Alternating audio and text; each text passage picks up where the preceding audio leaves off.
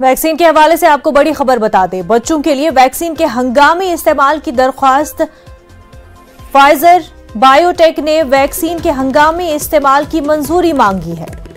5 साल से कम उम्र के बच्चों के लिए वैक्सीन के इस्तेमाल की मंजूरी मांगी गई है।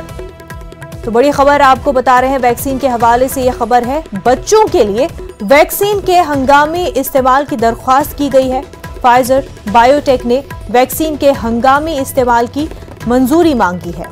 5 साल से कम उम्र के बच्चों के लिए वैक्सीन के इस्तेमाल की मंजूरी मांगी गई है।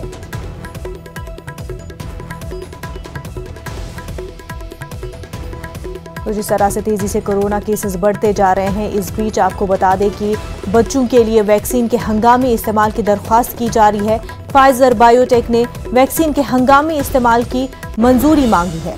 5 साल से कम उम्र के बच्चों के लिए वैक्सीन के इस्तेमाल की मंजूरी मांगी गई है। आपको बता दें, कोरोना से एक प्रोटेक्शन वैक्सीन के जरिए ही हो सकता है। हालांकि प्रोटोकॉल फॉलो करना काफी जरूरी है, लेकिन वैक्सीन प्रोटेक्शन है। और इस बीच बच्चों के लिए वैक्सीन के हंगामी इस्तेमाल की दरख्वास्त फाइजर बायोटेक ने मांगी है।